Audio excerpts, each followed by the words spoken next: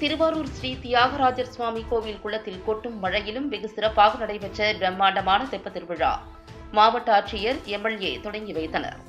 வரலாற்று சிறப்புமிக்க திருவாரூர் ஸ்ரீ தியாகராஜர் திருக்கோவில் ஆழித்தேர் ஆசியாவிலேயே மிகப்பெரிய தேர் என்ற பெருமை மிக்கது. அதனுடன் மற்றொரு சிறப்பு கோவிலின் பிரம்மாண்டமான தெப்பத் திருவிழாவாகும். இதில் திருவாரூர் ஸ்ரீ தியாகராஜர் கோவில் தெப்பத்தின் கீழ் பகுதியில் சுமார் 450 இரும்பு பேரல்களில் காற்று நிரப்பி 2 அடுக்குகளாக கட்டி அதன் மேல் பக்தர்கள் அமர நீளம் 50 அடியும் அகலம் 50 அடியும் 30 அடி உயரம் தூண்கள் வைத்து வண்ண விளக்குகளால் அலங்காரத்தில் பிரம்மாண்டமாக கட்டப்பட்டுள்ளது. இரவு 9 மணிக்கு தொடங்கி விடியற்காலை வரை 3 சுற்று நடைபெறும் தெப்பத் திருவிழாவினை காண தமிழகத்தின் பல்வேறு பகுதிகளில் இருந்து ஏராளமான பொதுமக்கள் பக்தர்கள் வருகை தருவார்கள்.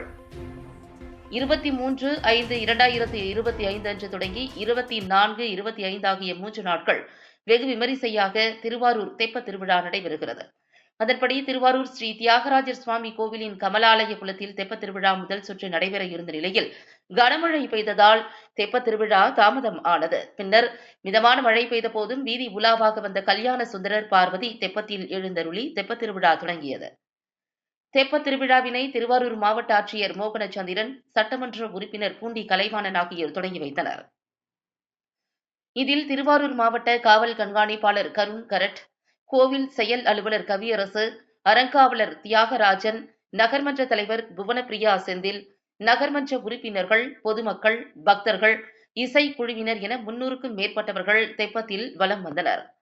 மழையையும் பொருட்படுத்தாமல் குடை பிடித்தபடி ஏராளமான பொதுமக்கள் தெப்பத் திருவிழாவினை கண்டு ரசித்தனர்.